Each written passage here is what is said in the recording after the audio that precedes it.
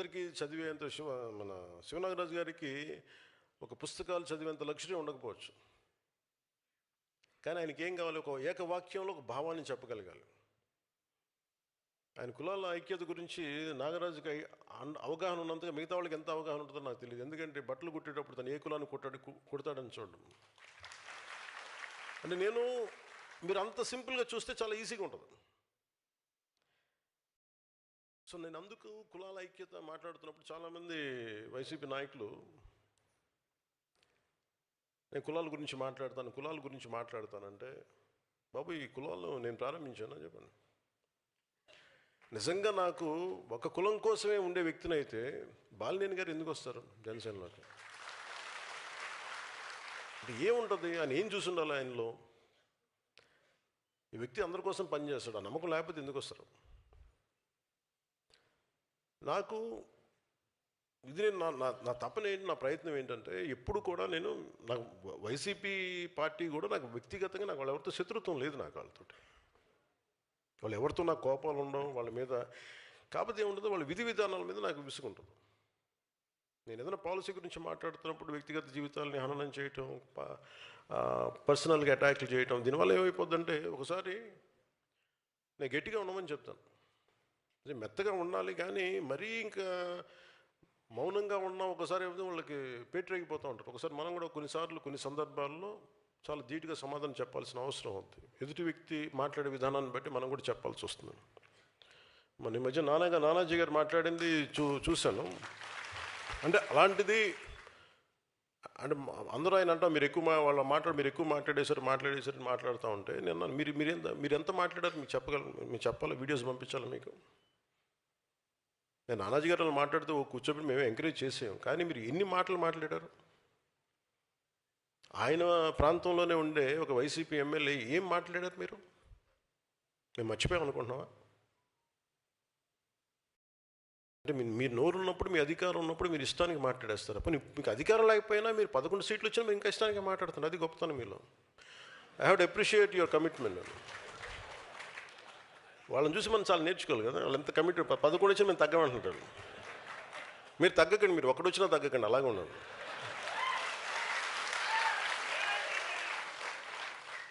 మీరు ఒకటి వచ్చినా తగ్గదు, అలా బలంగా ఉండండి. మిమ్మల్ని తగ్గమని ఎవడు చెప్పాడు? మీరు కరిగిపోండి, అయినా కానీ తగ్గకండి. అంటే ఎక్కడ ఎమోషనల్గా నేను కూర్చోబెట్టండి. పొలిటికల్ ప్రాసెస్లో కొన్ని భావాలను చెప్తాం, పాలసీల గురించి మాట్లాడతాం. వాళ్ళ వైసీపీ నాయకుడిని తగ్గించాలని ఎందుకు అనుకుంటాను? మీరు ఇష్టారాజ్యంగా మాట్లాడేసి, గౌరవ ముఖ్యమంత్రి చంద్రబాబు గారి మిస్సెస్ గురించి మాట్లాడేసి ఇష్టారాజ్యంగా అసలు మేమేం మాట్లాడదు. మీరు ఇప్పుడు సడన్గా కూర్చోబెట్టి మీరు మహానుభావుల్లో అయిపోయాం మేమందరం ఇష్టానికి తిట్టేసి ఒక 10-12 సంవత్సరాలు సడన్గా మీకు రియలైజేషన్ వచ్చింది ఈ రోజున మీకు. సరే, ఈ రియలైజేషన్ మీకు ఎంత వస్తుందో నేను చూస్తాను, సంతోషం. మీరు రియలైజ్ అయ్యి మమ్మల్ని ఏం అనకూడదు అనుకుంటే అసలు మా పార్టీ నిర్మాణానికి బోల్డ్ మా వాళ్ళంతా మిమ్మల్ని తిట్టడం మానేసి మా పార్టీలో మా శివను మా దేవరి శివ గురించి మా మునీర్ హసన్ గురించి మేము ఎత్తుకుంటాం. వాళ్ళ నాయకులు తీసుకునే బాధ్యతలు మేము ముందుకెళ్తాం. మీరు తిట్టడం ప్రారంభిస్తే మా వాళ్ళని ఎత్తుకోవడం మానేసి మీకు బదులు ఇవ్వడం టైం అయిపోతుంది నాకు. సో మీరు తిట్టకపోతే ఖచ్చితంగా మేము బలపడతాం, సంతోషం. లేదు మీరు తిడతానంటే కూడా మేము తిట్టి మేము బలపడతాం. ఏదైనా మేము బలపడటం guarantee. Choice is yours. So నేను నాయకులకి నేనే బాధ్యత తీసుకున్నాను. అంటే నాకు ఒక్కొక్క ఊరికి వెళ్తుంటే ఒక్కొక్కరికి అనిపిస్తుంది, ఎక్కడో మనోహర్ గారు నా పర్మిషన్ తీసుకొని నేను రాలేకపోతాను చెప్పారు కొద్ది రోజుల క్రితం. తలిపేసానమ్మా, ఎవరు వస్తున్నారు?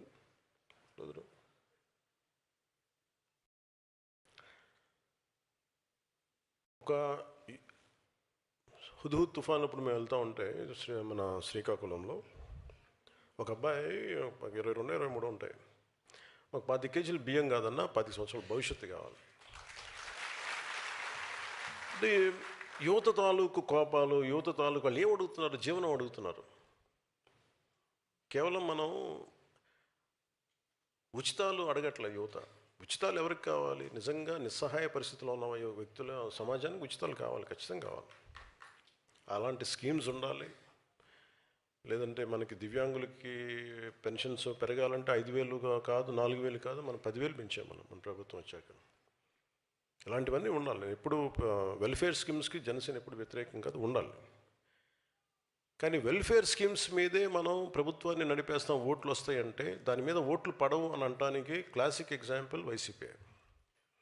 మేము బటన్ నొక్కేస్తాం, మీకు వెల్ఫేర్ స్కీమ్స్ పడతాయి, మీకు డబ్బులు వచ్చేస్తాయి అంటే కరెక్టే. హాస్పిటల్స్ ఇన్ఫ్రాస్ట్రక్చర్ వదిలేశారు మీరు.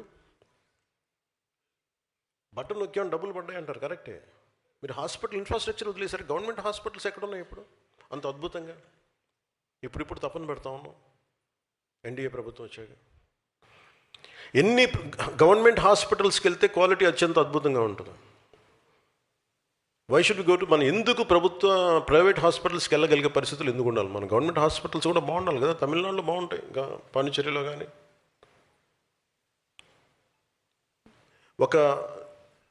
ఒక నిర్ణీతమైన ఒక పర్టికులర్ సంఖ్యాబలం ఉన్న జనాభాకి ఎన్ని హాస్పిటల్స్ ఉన్నాయి మనకి. గవర్నమెంట్ హాస్పిటల్స్ ఏవి పని చేస్తున్నాయి? గవర్నమెంట్ హాస్పిటల్స్కి ఒక ఎంఆర్ఐ స్కాన్ ఇస్తే అది మెయింటైన్ చేయగలుగుతున్నారా లేదా? డాక్టర్స్కి జీతాలు పెంచే పరిస్థితులు ఏదైనా ఉన్నాయా? ఎందుకు గవర్నమెంట్ హాస్పిటల్స్ వదిలేసి ప్రైవేట్ హాస్పిటల్స్కి వెళ్తున్నారంటే జీతాలు పెరగవు.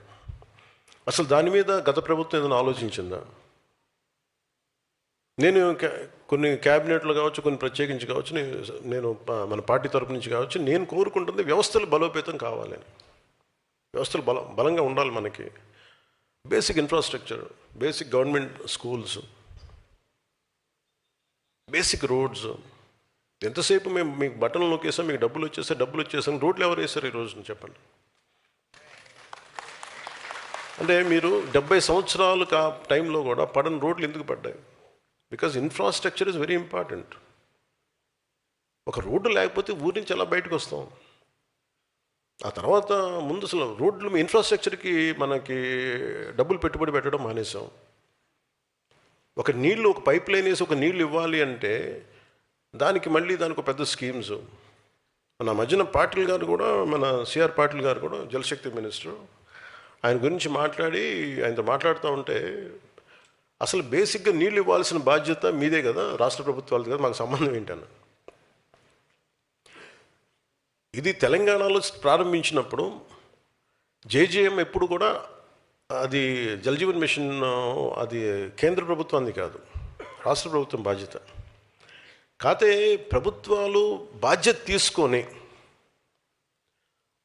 తీసుకొని బేసిక్ మన మౌలిక సదుపాయాల గురించి పని చేయకపోతే మటుకు ఎన్ని ఉచితాలు ఇచ్చినా ఇంకోసారి ప్రజలు రారు.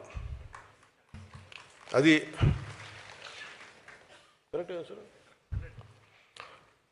అంటే మన బాలశౌరి గారు చెప్తూ ఉంటారు, సార్ కొంచెం మా గ్రామాలు ఉన్నాయి సార్, కొంచెం నీళ్లు తెప్పించి ఏర్పాటు చేయండి, కొంచెం పెట్టండి. అంటే మనందరం అంటే యువర్ ప్రాపర్ లీడర్స్ కాబట్టి, ఫ్యూచర్ లీడర్స్ కాబట్టి చెప్తున్నాను.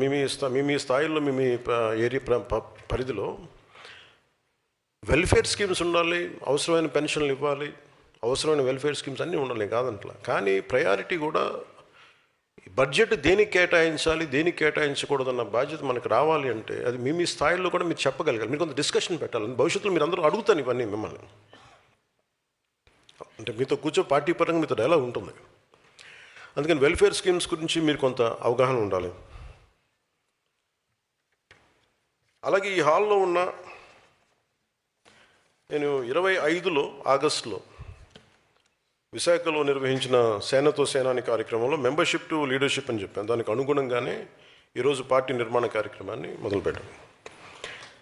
ఇది ఎలాగా ప్రతి సభ్యుడు, జనసేనలో ఉండే ప్రతి సభ్యుడు ఒక ఉద్యమైన పదం కూడా చెప్పాను చాలాసార్లు. ఉద్యమం అంటే ఒకడు ఉద్యమించేవాడు, ఒక భావానికి, ఒక భావజాలానికి దాన్ని నడుము బిగించి ముందుకెళ్ళేవాడు వ్యక్తి, రెస్పెక్ట్ అది జెండర్ న్యూట్రల్. అది అలాగే పార్టీని ప్రజల్లోకి తీసుకెళ్ళి కొత్త సభ్యుల్ని ప్రభావితం చేయగలిగి పార్టీలో తీసుకొచ్చే మొదటి స్థాయి నాయకుడే సాధక్. అలాంటిది ఈరోజు ఈ హాల్లో ఉన్న దాదాపు 700 మంది కమిటీ సభ్యుల్లో 600 మందికి పైగా సాధక్స్ ఉండడమే నాకు చాలా చాలా సంతోషం నచ్చింది. రాష్ట్ర వ్యాప్తంగా 22 లక్షల మంది సభ్యత్వం చేయడానికి 18,000 మంది సాధక్స్ పార్టీ కోసం నిరంతరం శ్రమించారు. సో మీరందరూ ఇప్పుడు నాయకత్వం నిరూపించుకునేందుకు మొదటి ఘట్టాన్ని మీరు పూర్తి చేశారు. సభ్యత్వ నమోదు కార్యక్రమం ద్వారా క్షేత్రస్థాయిలో మీ నాయకత్వ సామర్థ్యాన్ని మీరు నిరూపించారు. ఇప్పుడు తదుపరి అడుగు వేయాల్సిన సమయం వచ్చింది. ఈ నాయకత్వాన్ని సంస్థాగత నిర్మాణం దిశగా ఎలా మార్చాలన్న ఆలోచననే ఈ కార్యక్రమానికి మేము శ్రీకారం చుట్టాం.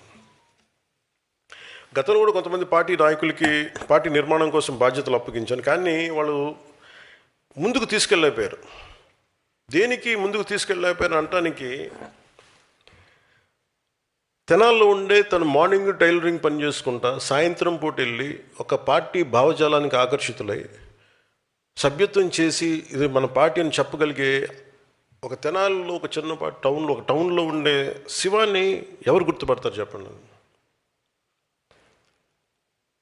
నాకు వాళ్ళందరూ తెలుసు. నాకు వాళ్ళ వల్లే జనసేన ఉందని తెలుసు. నాకు కాదది నేను అర్థం చేసుకున్నంతగా అంత ఓపికగా కనుక అందరూ అర్థం చేసుకుంటే ఈ పార్టీకి ఈ కార్యక్రమం ఈరోజు 22 లక్షలు కాదు, కోటి నిజంగా నేను చెప్పిన టైప్పుడు కానీ నన్ను అర్థం చేసుకున్న వాళ్ళకి పట్టుమని 10 మంది కనుకుంటుంటే నా చుట్టుపక్కల నేనేం మాట్లాడుతున్నాను, ఎట్లా కనెక్ట్ అవ్వ దాని మీద కనుక నేను చెప్పింది నాకేం చేయక్కర్లా.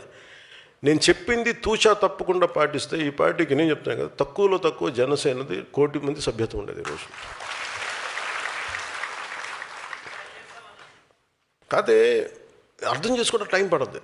అంటే ఎవరితో మాట్లాడాలి, ప్రతి చిన్నపాటి వీధురుగాలికి చెదిరిపోయే సమూహం మనకు అవసరం లేదు. అంటే గంగిగోపాలు గరిట ఉంటే చాలు మనకి, బిందెడు గాడిద పాలు ఉంటే ప్రయోజనం ఏంటి మనకి? సో నేను అనుకుంటుంది జనసేనకి నమ్మిన వాళ్ళు 18,000 మంది సాధక్స్, ఒక దీంట్లో ఎంతమంది నిలబడతారు ఎన్ని ఇంకా మనం ఫిల్టర్ చేస్తే కనీసం ఒక 5,000 మంది ఉన్నారనుకోండి. 5,000 మంది, do think it's a small army? ఒక 100 మంది కూర్చోబెట్టి మాట్లాడితే సమూహాలు కదిలిపోతాయి, నిలబడాలి దానికి. అలాంటిది 18,000 మంది సాధక్స్ ఉన్నారు. వీళ్ళని కరెక్ట్గా నాయకత్వం దిశగా చూపించగలిగితే మీది మామూలు శక్తి అనుకుంటున్నారా మీరు? మీ శక్తిని అర్థం చేసుకోవాలి అంటే నేనే కూర్చోవాలనిపించింది నాకు. మీ శక్తి నాకు బాగా తెలుసు. అంటే నేను ఎందుకు మాట్లాడగలను, బలంగా ఎక్కడికైనా మాట్లాడగలంటే నాలా ఎవరి భావం ఉంటుంది? నాయకుడు అనేవాడు ఎవరి భావం మాట్లాడాలి? ప్రజల భావం మాట్లాడాలి. అంతేగాని కూర్చోబెట్టి కన్వీనియంట్గా ఓట్లు పడతాయి అనే భావాలు నేను మాట్లాడను. ఏది సరైందో అదే మాట్లాడతాను నేను. అది మన పార్టీకి సంబంధించిన సరే. సో అందుకని మిమ్మల్ని అర్థం చేసుకోవడానికి సో నేను ఎందుకు మిమ్మల్ని పెట్టాను సాధకులుగా, 700 మంది సభ్యుల్లో 600 మందిని మిమ్మల్ని ఎందుకే పెట్టామంటే, ఒక 10 సంవత్సరాలు మీరు గుర్తింపుగా నోచుకోవాలి, 12 సంవత్సరాలు కానీ మీరు పని చేసుకుంటూ వెళ్ళిపోయారు. సో మీకు గుర్తింపు లేకపోతే బాధ ఎలా ఉంటుందో మీకు బాగా తెలుసు.